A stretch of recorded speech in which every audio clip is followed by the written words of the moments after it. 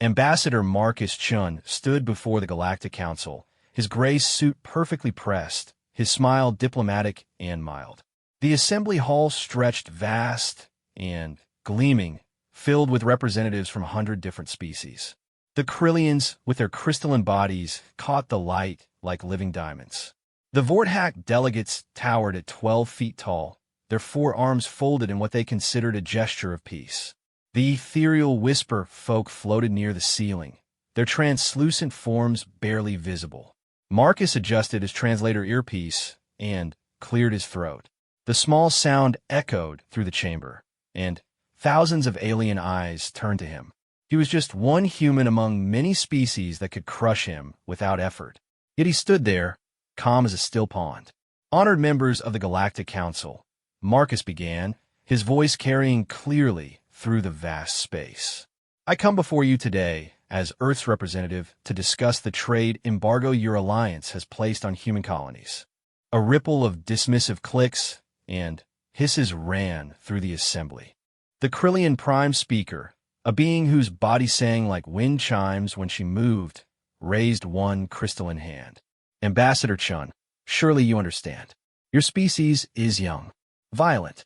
You've barely left your home system for 50 Earth years. The embargo is for the protection of civilized space. Marcus nodded slowly, as if considering her words.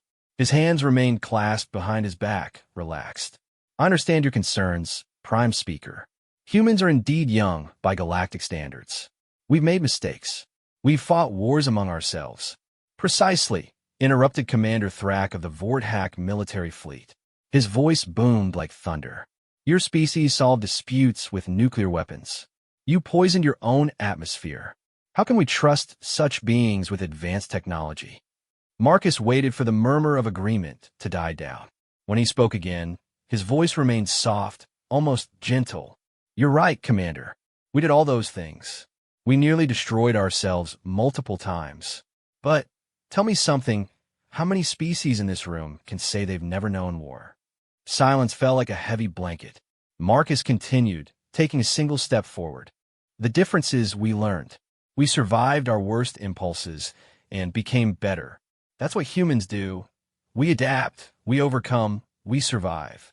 The Whisper Folk representative descended slightly, her voice like wine through leaves. Pretty words, Ambassador, but the embargo stands. Your colonies will receive no technology, no trade, until the Council deems humanity mature enough.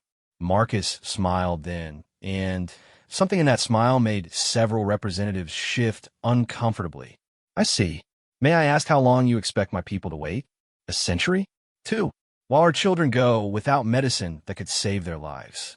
While our colonies struggle without basic infrastructure. That is the Council's decision, the Krillian Prime Speaker said firmly. The matter is closed. I understand. Marcus reached into his suit pocket, and several security guards tensed. But he only pulled out a small data pad. In that case, I have a message to deliver from Earth's global parliament. He tapped the pad once. Earth formally withdraws its application for Council membership. Furthermore, we're implementing our own trade policies.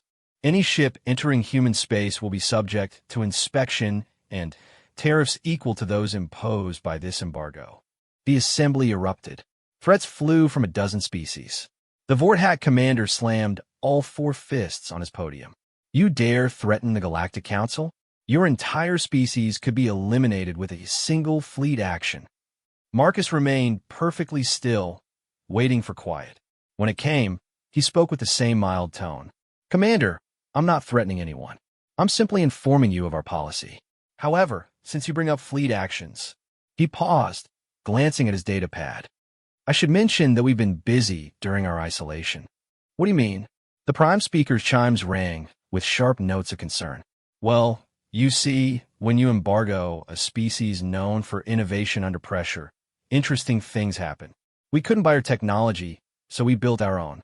We couldn't join your trade networks, so we created alternatives. Marcus looked up from the pad. Did you know humans have a saying? Necessity is the mother of invention. The Whisper Folk representative drifted lower. You're bluffing. Your species couldn't possibly. 3 days ago, Marcus interrupted gently, A human exploration vessel mapped 17 new hyperspace routes through regions you deemed mathematically impossible to navigate. Yesterday, our colonists on New Harmony successfully tested a matter conversion system that makes your best reactors look like campfires. And this morning, he smiled again, that same unsettling smile. This morning, our deep space monitors detected your secret fleet movements near the Proxima border. Dead silence. But please, Marcus continued, returning the data pad to his pocket, don't let me disturb your proceedings. I'll see myself out. Oh, one more thing. He turned at the door. Some of your intelligence services have been asking about me specifically. I thought you should know. My human colleagues don't call me Marcus Chun. The Prime Speaker found her voice. What do they call you? For the first time, Marcus Chin's smile reached his eyes, and, in that moment, several species felt an ancient, primal fear they couldn't name. They call me Baba Yaga. He left the chamber in chaos behind him, walking with measured steps through the station's corridors. Various species scattered from his path, though he gave no sign of threat. At the human embassy wing, his assistant, Sarah Kim, fell in a step beside him. How did it go, sir? About as expected. Marcus loosened his tie slightly. Send word to Earth. Phase 1 is complete. And the Council's response? Marcus glanced at her, and Sarah, who had served with him for 5 years, suppressed a shiver at his expression. They'll learn, Miss Kim. They all learn eventually. As they entered the secure embassy compound, alarms began blaring throughout the station. The Galactic Council had just received reports of 17 human fleets appearing simultaneously at the borders of 17 member species territories. The fleets weren't attacking. They were simply there, waiting. In his office, Marcus Chun poured himself tea with steady hands. Outside the viewport, ships from a dozen species scrambled in panic. He sipped his tea and smiled. They thought he was just a diplomat. They had no idea what Baba Yaga meant. But they would learn. 3 weeks had passed since Marcus Chun walked out of the Galactic Council chambers. 3 weeks of mounting tension as human fleets held position at 17 border points, neither advancing nor retreating. The Council had called emergency session after emergency session, each ending in deadlock. In the human embassy, Marcus reviewed reports with calm efficiency. His office was sparse, decorated only with a single painting of Earth's moon and a small bonsai tree. Sarah Kim entered with a tea tray and fresh intelligence updates. The Vorthack are mobilizing their 3rd and 5th armadas, she reported, setting down the tray. Commander Thrak is pushing for a preemptive strike. Marcus selected a report without looking up. And the others? The Krillians want negotiations. The Whisper folk are divided. The smaller species are terrified. She paused. Sir, with respect, they outnumber us 50 to 1. If this becomes a shooting war, it won't. Marcus lifted his teacup, inhaling the jasmine scent. War is the last resort of those who've failed at everything else. We're not there yet. A chime announced an incoming message. Sarah checked her pad. It's the Altarian Commerce Guild. They're requesting a private meeting. Marcus smiled faintly. Ah, the merchants. Always the first to see reason when profit is threatened. Send them in. The Altarian delegation entered minutes later. Their species resembled large, iridescent beetles, their compound eyes reflecting Marcus's image 1,000 times. The lead merchant, Vault Singer Kriex, clicked his mandibles nervously. Ambassador Chun, Kriex began, his translator rendering his clicks in a smooth English. We find ourselves in a difficult position. The embargo has already cost us significant revenue. Your demonstration of force has made our trade routes unstable. Marcus gestured for them to sit. The Altarians awkwardly folded their legs, clearly uncomfortable with human furniture. I sympathize with your position, Vault Singer. Trade is the lifeblood of civilization. Precisely. Kriex leaned forward eagerly, which is why we propose a simple solution. The Altarian Guild will advocate for lifting the embargo in exchange for preferred trading status with human colonies. Interesting. Marcus sipped his tea thoughtfully. Tell me, Vault Singer, what did your people do during the Zephyron genocide? The sudden change of subject made Kriex's antennae twitch. We maintain neutrality. The Guild doesn't involve itself in military matters. Of course not. You sold weapons to both sides. Marcus's tone remained pleasant, conversational. Just as you sold slave processing equipment to the Dominion worlds until that became unprofitable. Just as you're selling embargo-running services right now to species, try to trade with us secretly. Kriex's iridescent shell dulled with fear. Ambassador, I don't know what you've heard, but I've heard nothing. Marcus set down his teacup with a gentle clink. I've seen. We have complete shipping manifests, communication logs, even recordings of your board meetings. He smiled. Did you know human hackers are quite creative when properly motivated? The Altarians exchanged rapid clicks of panic. Kriex started to rise. This is outrageous. The guild's private communications are protected by... Sit down. Marcus hadn't raised his voice. Hadn't moved. But something in those two words made all three Altarians freeze. Slowly, they sank back into their seats. Now, Marcus continued. Let's discuss what's really going to happen. The Altarian Guild will advocate for lifting the embargo, not because we'll give you preferred status, but because it's the right thing to do. In return, we won't release evidence of your illegal activities to the council. That's blackmail. Kriex protested. No, Marcus directamente. Blackmail would be if I threatened to reveal how your guild has been skimming 40% off refugee relief shipments. Or if I mentioned the 17 assassination contracts your board approved last year. This is simply diplomacy. The room fell silent except for the nervous clicking of Altarian mandibles. Finally, Kriex spoke. What guarantee do we have that you won't release this information anyway? Marcus stood, moving to the window overlooking the station's commercial district. Vault Singer, do you know why humans call me Baba Yaga? No, it's from an old Earth legend, a witch who lived in the forest, in a house that stood on chicken legs. She was terrible, powerful, able to help or harm with equal ease. But she had one unique quality. She always kept her bargains. Marcus turned to face them. I'm many things, Vault Singer, but I'm not a liar. You have my word. After the Altarians left, Sarah cleared the tea service. Do you think they'll follow through? They will. Merchants understand profit and loss better than most. Marcus returned to his desk. What's next? Intelligence reports unusual activity in the Whisper folk systems. Their psi sensors are detecting something they can't identify near human space. Marcus's expression sharpened. Show me. Sarah displayed the data on the wall screen. Scattered across human territory were dozens of anomalous readings. Patches of space where psychic emanations simply stopped. They're trying to scan our colonies, Sarah realized. But something's blocking them. Not blocking, Marcus corrected. Absorbing. We learned much from the Psi Wars of 2089. Humanity developed certain defenses. Sir, are you saying we have psychic shielding? I'm saying the Whisper folk are about to learn why telepathic species should be careful where they look. Marcus's smile was sharp. Send a message to their High Seer. Tell her I'm willing to discuss mutual non-interference policies. Over the following days, Marcus held similar meetings with dozens of species. Each arrived expecting to face a typical human diplomat. Each left shaken, clutching agreements they couldn't quite believe they'd signed. The Ragathi technocracy discovered their secure networks had been compromised for months. Marcus offered to share the security vulnerabilities in exchange for technology transfers. The Kelvin hegemony learned that human geologists had mapped mineral deposits in their territory they didn't know existed. Marcus suggested joint mining ventures. The proud Zarathi warriors were shown combat recordings of human special forces in training.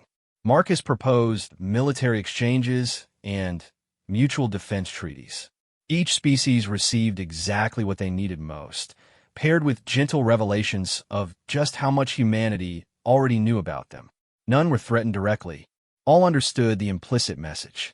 Commander Thrak of the Vorthak arrived last, all four arms rigid with fury. You dare summon me like some subordinate? I invited you for tea, Marcus corrected, gesturing to the prepared service. Please sit. I'll stand. Thrak loomed over the human, his bulk filling half the office. Your tricks won't work on the Vorthak.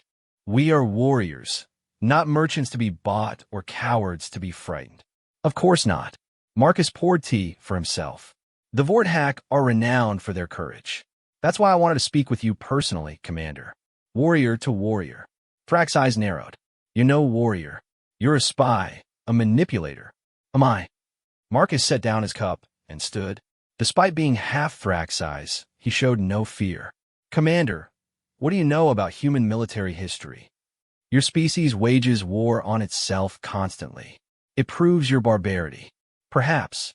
Or perhaps it proves we've had more practice than anyone else. Marcus walked to a wall panel, pressing his hand against it. A hidden compartment opened, revealing a display case. Inside hung a uniform, but not a diplomatic one. It bore the insignia of Earth's Special Operations Command, with row upon row of campaign ribbons. Below it sat a collection of weapons from a dozen different conflicts. 30 years, Commander. 30 years I served before they made me a diplomat. Marcus touched one of the ribbons. The Lunar Uprising, the Mars Rebellion, the Europa Incident, the AI Wars. Would you like to know how many beings I've killed? For the first time, Thrak looked uncertain. That's impossible. You're too young. Medical science is wonderful, isn't it? Marcus closed the case. But that's not why I showed you this. I want you to understand something, Commander. Every human diplomat, every traitor, every scientist you've dismissed as weak, most of us are veterans. We've all served. We've all survived. Thrak's four hands clenched. Are you threatening me? No, Commander. I'm explaining why your strategy won't work. Marcus returned to his desk. You think you're facing diplomats and civilians. You're facing a species where everyone is a potential warrior, where our teachers know 20 ways to kill with a pencil, where our children play games that would be considered military training on your worlds. Lies. Marcus touched his pad, and the wall screen came alive. It showed footage from various human colonies. Children in playgrounds performing complex acrobatic maneuvers. Elderly people practicing martial arts in parks. Civilians responding to emergency drills with military precision. We don't separate warrior from citizen, Commander. We are all survivors of a death world that tried to kill us every day. We made it to space not despite our violence, but because we learned to channel it. Marcus paused. Do you know what Baba Yaga really means? Thrak remained silent. It means the one who knows. The witch in the forest who understands the true nature of things, who could be your greatest ally or your worst nightmare, depending on how you approach her. Marcus leaned back. So, tell me, Commander, how do you want to approach humanity? The big alien stood motionless for long moments. Finally, he spoke. The Council will never lift the embargo. Too many species fear you. Fear is just ignorance wearing armor, Marcus replied. But you're right. The Council as it stands won't change. That's why the Council as it stands won't survive. You plan to destroy the Galactic Council? Thrak's voice held a note of disbelief. Destroy? No. Marcus smiled. Transform. The old model of a few powerful species dictating to everyone else is dying. Humanity is simply hastening its end. We offer a new way. True equality, shared knowledge, mutual benefit. And if species refuse, then they'll be left behind. Marcus stood, extending his hand in the human gesture of farewell. The universe is changing, Commander. The question is whether you'll help shape that change or be shaped by it. Thrak stared at the offer hand for a long moment, then slowly extended one of his own massive fists. The handshake was awkward, but it was a start. After the commander left, Sarah entered with updates. Sir, we're receiving reports from all 17 fleet positions. The Council species are pulling back their military assets. Good. Have our fleets maintain position, but reduce active scanning. We want to appear less threatening without seeming weak. And the Council meeting tomorrow? Marcus smiled, but this time it was genuinely warm. Tomorrow, Ms. Kim, we show them what humanity really offers. Prepare the presentation on the Colonial Medical Initiative. Let's see how they respond to our proposal to share cancer treatments with every species, embargo or not. Sir, we're giving away medical technology. The first taste is free, Marcus said softly. Once they see what we can offer, they'll realize what the embargo is really costing them. Not just trade goods, but the chance to cure diseases, extend lives, explore new frontiers together. He moved to the window, watching the stars beyond the station. They think Baba Yaga is just about fear. They haven't learned, yet, that she also granted blessings to those who approached with respect. And if they still refuse? Marcus's reflection in the window smiled. Then, we demonstrate why crossing Baba Yaga is the last mistake anyone makes. But I have faith, Ms. Kim. Even the most stubborn species can learn wisdom when the alternative is extinction. As night fell over the station, an artificial construct in the eternal darkness of space, Marcus Chun sat alone in his office, planning humanity's next move in the greatest game ever played. The council thought they were dealing with a young, violent species. They were about to learn they were dealing with survivors. The Grand Assembly Hall had never been so quiet. Representatives from over 100 species sat in stunned silence as the holographic displays showed the results of humanity's first medical gift to the galaxy. On the screen, a young Krillian child ran through a field of crystal flowers, her body whole and healthy for the first time in her life.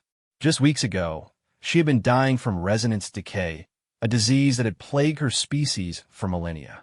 Marcus Chun stood at the center of the chamber, hands clasped behind his back. He had foregone his usual suit for simple medical whites, the universal symbol of healers across known space.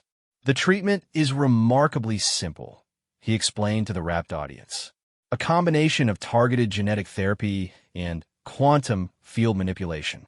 Our researchers developed it while studying the effects of long-term space travel on human physiology. The Krillian Prime speaker's crystalline form trembled with emotion. How many of our children could this save? All of them, Marcus replied simply. The cure is permanent, hereditable, and can be synthesized using basic medical equipment. We've already transmitted the formula to 17 medical stations in Krillian space. Without demanding payment, the skepticism in her harmonious voice was clear. Without demanding anything, Marcus touched his pad, bringing up new images. Just as we've shared treatments for Vorthack Battle Rage Syndrome, Altarian Shell Rot, and 12 other species-specific ailments. No patents, no restrictions, no conditions.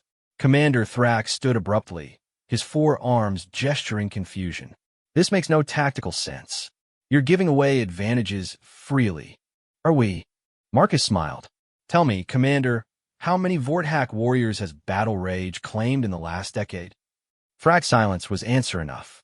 Humanity learned something important during our climb to the stars. Marcus continued, addressing the entire assembly. The strongest alliance isn't built on fear or force, but on mutual benefit. When your neighbor's child is healthy, your children are safer. When your trading partner prospers, your economy grows. When a galaxy thrives, humanity thrives. A Whisper Folk representative drifted forward. And what are the 17 fleets still holding position at our borders? Insurance. Marcus admitted frankly. We hope for peace, but prepare for war. It's human nature. However, he touched his pad again. The display showed the human fleets beginning to pull back. As you've shown good faith by allowing our medical teams through the embargo, we're withdrawing to international space. The fleets will remain on patrol, but will not approach any sovereign territory. Murmurs of surprise rippled through the assembly. The human show of force had become the galaxy's biggest concern, and now they were simply leaving. There is, however, one condition, Marcus added, and the murmurs stopped.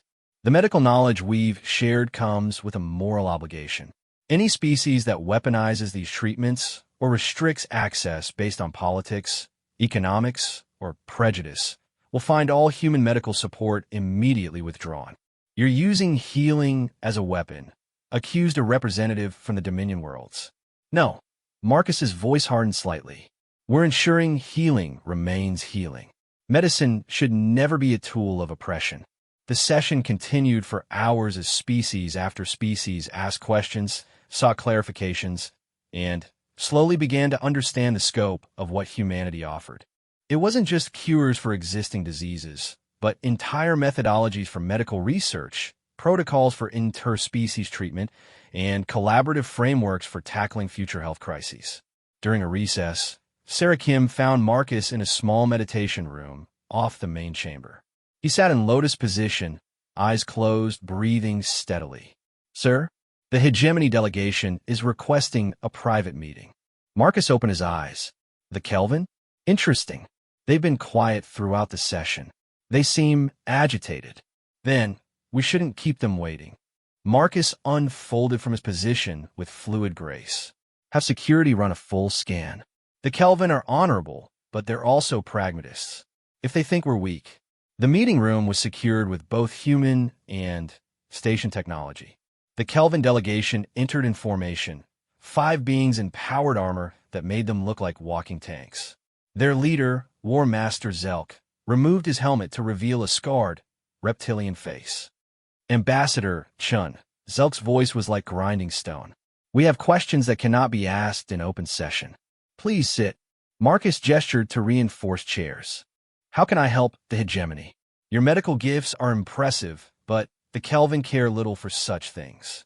We are interested in your military technology." Zelk leaned forward. "Specifically, how 17 human fleets appeared simultaneously at 17 locations without any detectable hyperspace signatures." Marcus poured water from a pitcher, offering glasses to the Kelvin. "None accepted. You assume it was technology. What else could it be?" "Patience." Marcus sipped his water. "We positioned those fleets over the course of 2 years, moving them slowly, carefully, using conventional drives when near sensor nets. We hid them in asteroid fields, gas giant atmospheres, and stellar corona. When the time came, they simply revealed themselves." Zelk's eyes narrowed. "Impossible. The energy signatures alone are easy to mask if you know how." Marcus smiled. "The Kelvin rely too heavily on active sensors. Sometimes the old ways, patience, stealth, careful planning, are more effective than any technology." "You're saying you outsmarted the entire Galactic Council with hiding?" "I'm saying we did what humans have always done. We adapted our strategy to our circumstances. We couldn't match your technology, so we used what we had: time, determination, and the ability to think differently." One of the other Kelvin spoke up. "Our analysis suggests your fleets are using some form of quantum entanglement communication. Instantaneous coordination across galactic distances." "An interesting theory," Marcus replied neutrally. "We want that technology," War Master Zelk stated flatly. "The hegemony will support lifting the embargo in exchange for quantum communication systems." Marcus set down his glass carefully. "War Master, what would you do with instantaneous communication?" "Coordinate our fleets more effectively, respond to threats faster, maintain order in our territories, and spy on every other species in the galaxy." Marcus's tone remained mild, but his eyes were sharp. "Monitor communications, break encryption, establish information dominance." "That is a possibility," Zelk admitted. "It's a certainty." Marcus stood, moving to the window. "Which is why we won't be sharing that particular innovation. Not with the hegemony, not with anyone. Then, we have nothing to discuss." Zelk rose, his massive frame towering over the human. "On the contrary," Marcus turned to face him. "We have everything to discuss. War Master, your species values strength above all else. Let me show you something." He touched a hidden panel, and the room's walls became transparent. They were in a section of the station Marcus had specifically requested for this meeting. Outside, in a vast docking bay, sat a single human vessel. It was small by galactic standards, barely a corvette. Its hull was matte black, absorbing light rather than reflecting it. No weapons were visible on its surface. "That ship," Marcus said quietly, "could destroy your finest dreadnought in under 60 seconds. Zelk snorted. "Impossible. It has no weapons arrays, no shield generators that you can detect." Marcus smiled. "War Master, humanity didn't survive by building bigger guns. We survived by building smarter ones. That ship doesn't need massive particle cannons because it can manipulate the quantum field directly. It doesn't need shields because it can phase shift out of normal space-time. It doesn't need armor because by the time you've targeted it, it's already somewhere else. You're bluffing. Would you like a demonstration?" The room fell silent. Finally, Zelk spoke. "If you have such power, why negotiate? Why not simply conquer?" "Because conquest is the dream of those who've never held it," Marcus replied. We've conquered ourselves more times than any external enemy. We know its taste, and we're sick of it. Humanity offers partnership, not subjugation. And if partnership is refused, Marcus's expression didn't change, but suddenly, the temperature in the room seemed to drop. Then we offer nothing. Your worlds continue as they are, struggling with diseases we could cure, limited by technologies we could enhance, trapped in conflicts we could help resolve. You'll survive, probably, but while you're standing still, humanity and our partners will be reaching for the stars. He touched the panel again, and the walls became opaque once more. The choice, War Master, is yours. Join us in building something better, or watch from the sidelines as the galaxy moves forward without you. Zulk stood motionless for long moments, his warrior's mind calculating odds, possibilities, outcomes. Finally, he spoke. The hegemony will consider your words. That's all we ask. After the Kelvin departed, Sarah entered with a concerned expression. Sir, we're detecting unusual energy readings from the Whisperer Folk section of the station. What kind of readings? Psionic. They're attempting some kind of mass mental projection. Marcus frowned. This wasn't in any of his scenarios. Target. The human delegation, sir. All of us. Instead of alarm, Marcus smiled. They're trying to read our collective thoughts. How unwise. Sir, assemble the delegation in conference room C. Full-size shields, pattern Yaga 7. His smile widened. Let's teach our telepathic friends why humans developed the strongest mental defenses in known space. Conference room C had been specially modified during the human embassy's construction. The walls were lined with a crystalline matrix that served a very specific purpose. 23 members of the human delegation sat in a circle, eyes closed, breathing in unison. Marcus took his position at the center. Everyone ready? Nods all around. These weren't just diplomats and support staff. Every human in the delegation had undergone advanced psionic defense training. It was mandatory for anyone serving off-world. Remember, Marcus said softly, we're not attacking. We're simply showing them what they're trying to invade. Drop shields on my mark. 3, 2, 1 mark. 23 human minds suddenly opened to the Whisperer Folks probe. But instead of thoughts and secrets, the telepath found something else entirely. Silence. Not the silence of emptiness, but the silence of depth. An ocean of quiet that went down and down and down. And in that depth, something vast and patient waited. The Whisperer Folk recoiled instantly, but it was too late.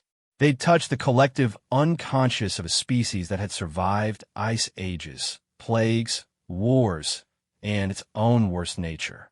They'd brushed against the part of humanity that had looked into the darkness and made friends with it. In the council chambers, the Whisperer Folk delegation began screaming. Marcus stood calmly as alarms blared throughout the station. Sarah burst in. Sir, the Whisperer Folk are having some kind of collective seizure. Medical teams are responding. They'll be fine, Marcus assured her. Probably a bad headache for a few days, maybe some existential crisis. They shouldn't have tried to force their way into minds they didn't understand. What did we do to them? Nothing. Marcus straightened his collar. We simply showed them what humanity really is beneath the surface. Every species thinks they understand us because we're young, because we war among ourselves, because we're primitive. They don't realize those are symptoms, not causes. Symptoms of what? Marcus's smile was almost sad. Of being the only sapient species we know of that evolved on a death world. Every human mind is built on a foundation of survival instincts so deep and primal that most species can't comprehend them. The Whisperer Folk just learned why human minds are locked as tight as they are. Not to keep others out, but to keep ourselves in. He walked toward the door. Kulme. The council will be reconvening soon, and I imagine they'll have questions about what just happened. How do we explain it? We tell them the truth. Marcus paused at the threshold. That humanity offers partnership to those who approach with respect, knowledge to those who seek it honestly, and protection to those who stand with us. But to those who try to take by force what we would freely give in friendship. He didn't finish the sentence. He didn't need to. As they walked back to the Grand Assembly, passing medical teams rushing to treat the traumatized Whisperer Folk, Marcus reflected on the legend of Baba Yaga. The witch didn't just test those who came to her. She transformed them. Those who approached with courage and respect left her forest with gifts beyond imagining. Those who came with greed or violence, well, they fed her fence of skulls. The galaxy was learning which approach worked better. In the Grand Assembly, as species after species voted to reconsider the embargo, as trade agreements were drafted and medical knowledge continued to flow, Marcus Chun stood quietly at humanity's podium. He wasn't smiling now. There was too much work ahead, too many bridges to build, too many old fears to overcome. But for the first time since humanity had reached the stars, they weren't alone. And that, more than any weapon or technology, was humanity's greatest victory. The emergency session had been called at midnight, station time. Representatives stumbled into the Grand Assembly, some still in sleeping attire, others hastily dressed. The lights were dimmed to emergency levels, casting long shadows across the chamber. At the center of it all stood Marcus Chun, no longer in his diplomat suit, but in the black tactical gear of Earth Special Operations Command. 3 hours ago, he began without preamble. The Scourge entered Sector 7. The name hit the assembly like a physical blow. The Scourge, a hive mind of biomechanical horrors that had consumed 12 civilizations in the past millennium. No force had ever stopped them, only delayed them. Most species simply evacuated when the Scourge approached, abandoning entire systems to their hunger. That's impossible. The Krillian Prime speaker's chimes were discordant with fear. The Sentinel arrays would have detected them months in advance. The Sentinel arrays are gone, Marcus replied flatly. The Scourge have evolved. They're using some kind of dimensional folding to bypass early warning systems. At their current rate of advance, they'll reach the first inhabited systems in 72 hours. Pandemonium erupted. Representatives shouted over each other, some calling for immediate evacuation, others demanding military response, many simply panicking. Through it all, Marcus stood perfectly still, waiting. Finally, Commander Thrax's booming voice cut through the chaos. Silence. When quiet fell, he turned his 4 arms toward Marcus. Why should we believe you, human? How could you know what our sensors missed? Because Marcus touched his pad, bringing up a tactical display. We've been tracking them for 6 months. The display showed the galaxy's edge, where humanity's deep space monitoring stations formed a thin line between known space and the void. Red markers indicated Scourge bio ships, hundreds of them, moving in perfect formation. You knew. The Whisper Folk representative's mental voice was sharp with accusation. You knew they were coming and said nothing? We knew they were out there, Marcus corrected. We didn't know they developed dimensional folding until 3 hours ago when they jumped past the defensive line. We've been preparing contingencies, hoping we'd have more time. Contingencies? War Master Zelk stepped forward. The Scourge cannot be stopped. The hegemony's finest fleets barely slowed them at Kepler Prime. What contingencies could humanity possibly have? Marcus smiled, and it wasn't reassuring. The kind that require unanimous council approval to implement. Which is why I've called this session. He touched his pad again. The display zoomed in on a human fleet positioned near the projected Scourge path. But these weren't the sleek ships they'd seen before. These vessels were massive, angular, and covered in warning symbols. Project Ragnarok, Marcus announced. Humanity's last resort protocol. Those ships carry weapons we swore we'd never use again after the AI wars. Weapons that don't just destroy matter, but unravel the fundamental forces that hold it together. Forbidden technology, breathed an elderly Altarian. The Ancient Accords ban such weapons. The Ancient Accords assume you're fighting someone who cares about survival, Marcus countered. The Scourge don't. They're not a species, they're a cancer. And sometimes, to stop cancer, you need radiation. What exactly are you proposing? The Prime Speaker asked carefully. Complete integration of human and Council forces under unified command. Suspension of all technology restrictions. And authorization to deploy Ragnarok-class weapons at the point of Scourge entry. Marcus paused. In exchange, humanity will take point position in the defensive line. Our fleets will face the Scourge first. Suicide, Commander Thrax stated. Even with forbidden weapons, You cannot stand against their numbers. Watch us. Marcus's voice carried absolute certainty. But we need support. Medical ships for casualties, supply lines for extended engagement, and, most importantly, we need the Council species' unique abilities integrated into our battle plan. You're asking us to trust humanity with our fleets, our technology, our lives, the Prime Speaker observed. After weeks of tension and veiled threats, I'm asking you to survive. Marcus stepped forward. Everything else, the embargo, the politics, the fear, none of it matters if the scourge devour us all. So yes, I'm asking for trust, because the alternative is extinction. Sarah Kim entered the chamber, moving quickly to Marcus's side. She whispered urgently in his ear. His expression, already serious, turned grave. Update, he announced. The scourge have accelerated. New estimate puts them in inhabited space in 48 hours.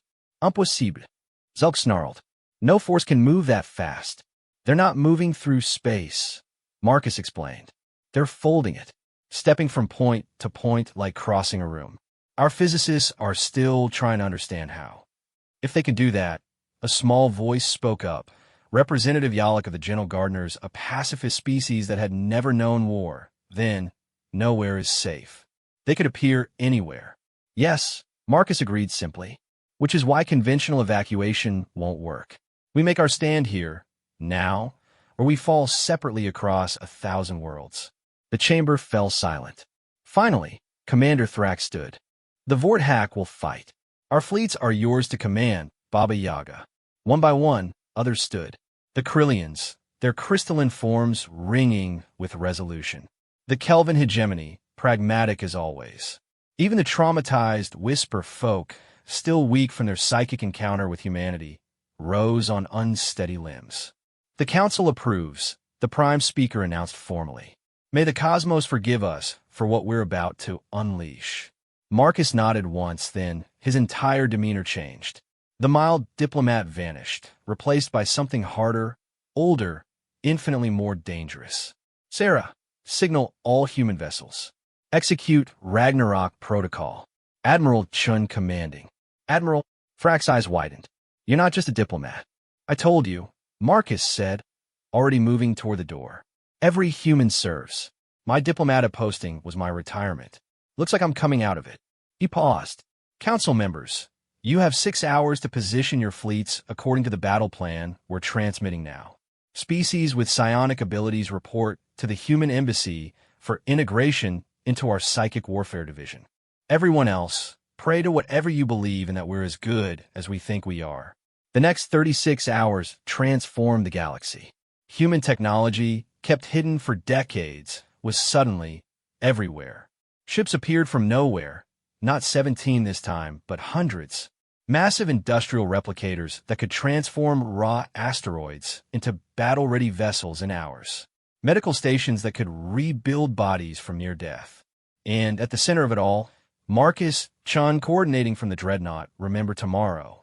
The integration of species abilities into human tactics proved remarkable. Krillian resonance fields amplified human weapons. Vorthak battle fury was channeled through human command networks. Whisper folk telepaths, working with human psi operators, created a mental detection grid that covered half the galaxy. You've been planning this for years, Zulk observed, watching the controlled chaos from the bridge. Since the day we learned the scourge existed, Marcus confirmed. We knew they'd come eventually. The only question was whether we'd face them alone or together. And if the Council had maintained the embargo, Marcus glanced at him. Then humanity would have faced them alone, and probably lost. But we would have hurt them badly enough that the rest of you might have had a chance. You would sacrifice your entire species for beings who rejected you. It's not sacrifice, Marcus said quietly. It's survival. The Scourge don't care about borders or politics. Either we all live or we all die. Humans learned that lesson the hard way. An alarm chimed. Sarah, now in a naval uniform, reported, contact. The Scourge are emerging at the predicted coordinates. All stations, this is Admiral Chun. Marcus spoke into the fleet-wide comm. You know your positions. You know your duty. Today, we are not humans or Krillians or Vorthak. Today, we are the galaxy's immune system, and we will not let this infection spread. The view screen lit up as reality tore open. Scourge bio ships poured through, grotesque amalgamations of flesh and metal, each the size of a small moon. Their psychic scream hit the fleet like a physical wave. Several smaller ships faltered. Psi shields holding, Sarah reported. Whisper folk are redirecting the attack. Good. Marcus studied the tactical display with cold precision. Have the Kelvin start their run. Tell them to remember, we need the Scourge clustered, not scattered. The hegemony ships, the fastest in the galaxy, shot forward. Their hit-and-run tactics were perfect, stinging the bio ships just enough to anger them, drawing them into tighter formation. Krillian units, begin resonance. Marcus ordered. Let's see if our theory about their biometal is correct. The crystalline ships began to sing, a harmony that built and built until space itself seemed to vibrate. The Scourge bio ships shuddered, their amalgamated parts fighting against each other. It's working, Thrak roared. Their cohesion is failing. Not fast enough, Marcus observed. More bio ships were emerging from the tear. Signal the Ragnarok vessels. Target the dimensional rift. Authorization code, Yaga Prime 77. Sir, Sarah's voice was tight. That'll collapse local space-time. Any ship within, I know. Marcus's voice was steady. All units, you have 30 seconds to clear the blast radius. Anyone who stays. He paused. Thank you for your service. But something unexpected happened. Instead of fleeing, dozens of ships moved closer. Vorthak warriors seeking glorious death, Altarian merchants defending their trade routes, even the pacifist gardeners, their small ships moving to shield larger vessels. Admiral, came a transmission from the lead gardener ship. We who have never known war choose to know it now. Let our first battle be our finest. Marcus closed his eyes for a moment. When he opened them, they were bright with unshed tears. All ships staying in the zone. Slave your systems to human command net. If we're doing this, we're doing it right. The Ragnarok weapons fired. Reality screamed. Where the dimensional rift had been, space began to fold in on itself. The Scourge bio ships caught in the effect weren't destroyed. They simply ceased, unraveled at the quantum level, their matter returning to the probability foam from which all things arise. But the weapons did more than destroy.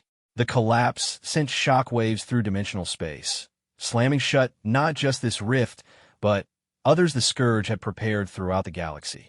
In one terrible, beautiful moment, humanity's forbidden technology had done what no force had managed in 1,000 years. The Scourge were cut off. The remaining bio ships, suddenly, severed from their hive mind, floundered. Combined fleet weapons tore into them. It wasn't a battle anymore. It was cleanup.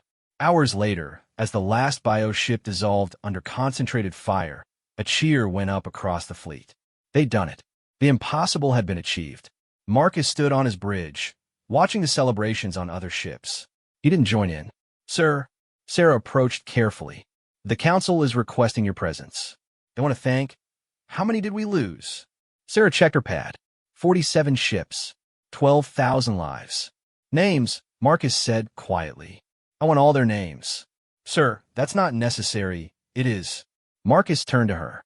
Every species that stayed in the kill zone made a choice. They chose to trust humanity, to die beside us rather than live without us. Their names will be remembered. He moved to the communication station. This is Admiral Chun to all vessels. Today, we proved something the galaxy forgot, that together, we are stronger than our enemies. That unity isn't just a word, but a weapon more powerful than any technology. He paused. But victory came at a cost. We will honor our dead. We will remember their sacrifice. And we will ensure it wasn't in vain. The Scourge will try again, Commander Thrak observed, joining Marcus at the viewport. Yes, Marcus agreed. But not today. And when they do, we'll be ready. All of us. The Council will lift the embargo, Thrak continued. After this, how could they not? The embargo doesn't matter anymore, Marcus said softly. Don't you see? It ended the moment species chose to die together rather than live apart. Everything else is just paperwork. He looked out at the fleet, human and Alien ships mingled together, sharing repairs, transferring wounded, already learning from each other. Baba Yaga, Thrax said thoughtfully. I think I understand now. It's not about fear at all. No, Marcus smiled, genuinely this time. It's about transformation. The witch in the forest doesn't just test those who come to her. She changes them, makes them more than they were. He gestured at the United Fleet. Look what we've become. As reports came in from across the galaxy, Scourge attacks failing as dimensional rifts collapsed, worlds that had prepared for evacuation now celebrating survival. Marcus Chen finally allowed himself a moment of satisfaction. Humanity had come to the stars seeking a place among the great civilizations. They found something better, a chance to help create a civilization greater than any that had come before. The council thought he was just a diplomat. They were right. He just negotiated the most important treaty in galactic history, not written in words but in blood, sacrifice, and hope. The age of division was ending. The age of unity had begun. 5 years had passed since the Battle of the Rift. The Grand Assembly Hall looked different now. Instead of separated sections for each species, the seating was integrated. Krillians sat beside Vorthak, humans next to Whisper Folk, old barriers dissolved by shared sacrifice. Marcus Chun stood at the same podium where he'd first introduced himself as a simple diplomat. His hair had more gray now, earned in the 1,000 negotiations that followed the war. But his eyes remained sharp, and when he smiled, the galaxy still paid attention. Fellow citizens, he began, and that simple phrase carried weight. Not representatives, not species, but citizens of something new. Today marks the 5th anniversary of our victory against the Scourge. But more importantly, it marks 5 years of what we've built together. The holographic displays around the chamber came alive with images. New colonies on worlds once thought uninhabitable, joint research stations where human creativity merged with alien wisdom. Medical centers where diseases that had plagued civilizations for millennia were now memories. The Prometheus Project, Marcus continued, gesturing to an image of a massive space station, our first truly integrated colony ship, built with Kelvin engineering, Krillian harmonics, human adaptability, and the dreams of 40 species. In 6 months, it will launch toward the Magellanic Clouds, carrying not representatives of different worlds, but families of the United Galactic Commonwealth. Applause rippled through the chamber, a sound that would have been impossible 5 years ago. Each species expressing approval in their own way, creating a symphony of unity. But I'm not here to list our achievements, Marcus said as the applause died down. I'm here to talk about our future. And to do that, I need to tell you one more truth about humanity. One last secret. The chamber grew quiet. Even after 5 years, when Marcus Chun said he had a secret, the galaxy listened. Many of you have wondered why humans were so prepared for the Scourge. Why we had weapons ready, strategies planned, fleets hidden. He paused, scanning the diverse faces before him. The truth is, we weren't preparing for the Scourge. We were preparing for you. Shocked murmurs filled the air. Commander Thrak, now a close friend and ally, stood slightly. Explain. When humanity first detected alien signals, before we ever made contact, we ran thousands of scenarios. What if the galaxy was hostile? What if it was indifferent? What if more advanced species decided we were a threat? Marcus smiled sadly. We prepared for every possibility, including war with the entire Galactic Council. You built doomsday weapons to use against us. The accusation came from a young Altarian representative. We built them hoping never to use them at all, Marcus corrected gently. Every human child learns the saying. If you want peace, prepare for war. But here's what that saying doesn't tell you. When you prepare for war against everyone, you also learn something profound. He stepped away from the podium, moving to the center of the chamber floor, where representatives could see him clearly. You learn that victory through violence is hollow. That conquering others conquers part of yourself. That the only true victory is when former enemies become allies. He spread his hands. Every weapon we built, every strategy we developed, every secret we kept, they were all based on fear. Fear that the galaxy would reject us. Fear that we'd have to fight for our place among the stars. But You were right to fear, Zelk interjected. We did reject you. The embargo was exactly what we expected, Marcus interrupted. And it let us execute a different kind of strategy. Instead of conquering through force, we conquered through necessity. Instead of demanding respect, we earned it. Instead of taking our place among you, we helped create a place for all of us. He returned to the podium, his voice growing stronger. The weapons we used against the Scourge, we'll keep them because the universe is vast and full of dangers we haven't met. But they'll never be pointed at any member of this Commonwealth. That's not a promise. It's a physical impossibility. We've modified them at the quantum level. They can only function against entities that register as existential threats to all organic life. You've crippled your own weapons? A whisper folk's mental voice rang with surprise.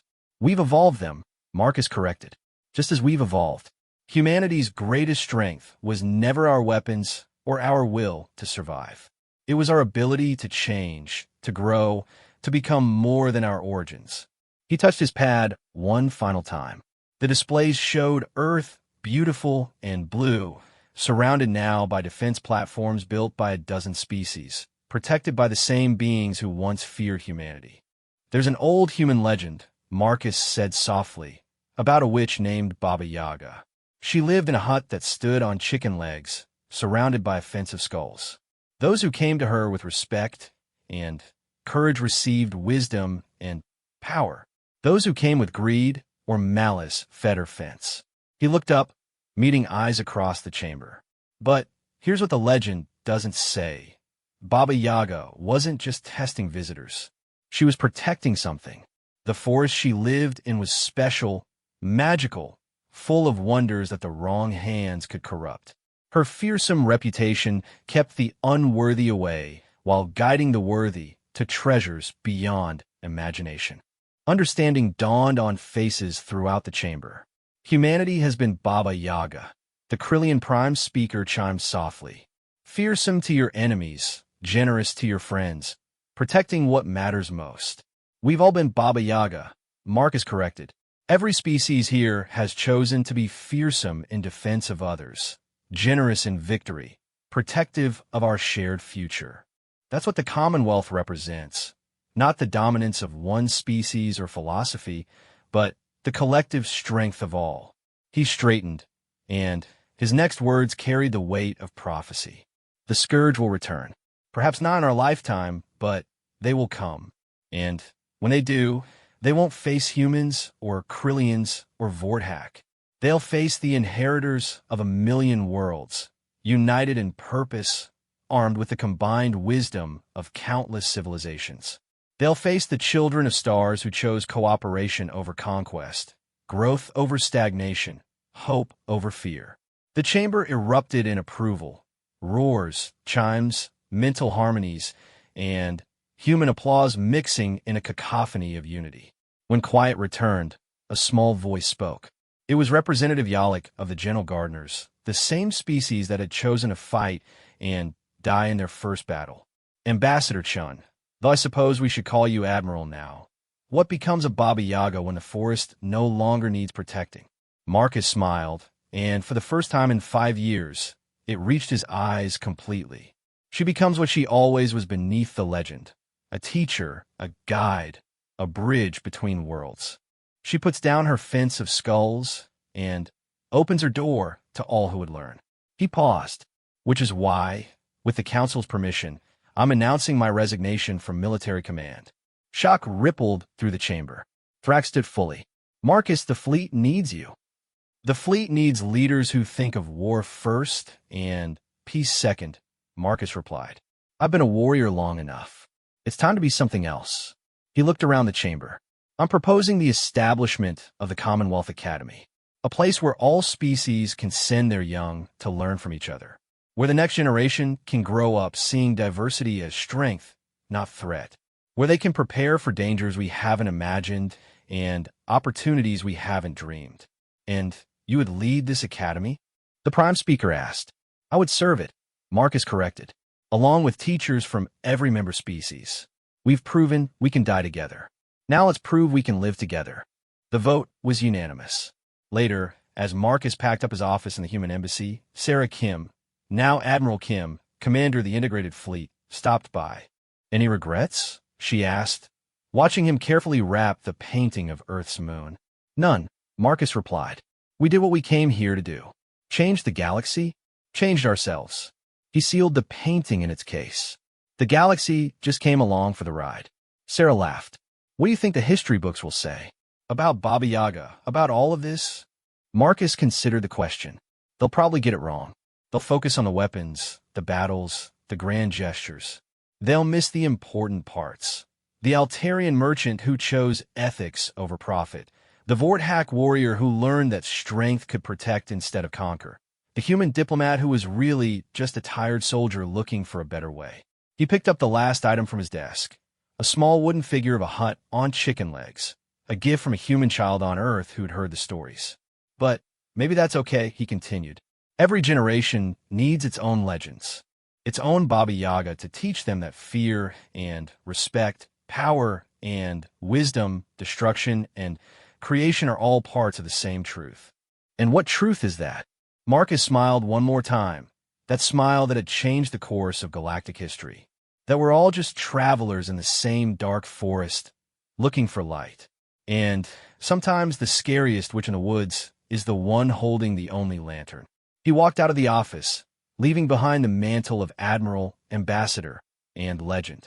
In the Commonwealth Academy that would rise on neutral ground, built with technologies and philosophies from 100 worlds, Marcus Chun would teach young beings of all species a simple lesson. The witch in the forest isn't your enemy. She's your teacher. You just have to be brave enough to knock on her door. Years later, when students asked him about the time he'd held the fate of civilizations in his hands, he'd pour them tea and tell them the same thing. "I was just a diplomat." But sometimes being just something is exactly what the universe needs. The legend of Baba Yaga lived on, transformed from a story of fear to one of hope. And in classrooms where human children played with Krillian younglings, where Vorthak learned poetry and gardeners learned strategy, where the future took shape one friendship at a time, the greatest diplomatic victory in history continued. Not with treaties or threats, but with the most powerful force in any universe, understanding. The council had thought he was just a diplomat. They were right, and that made all the difference.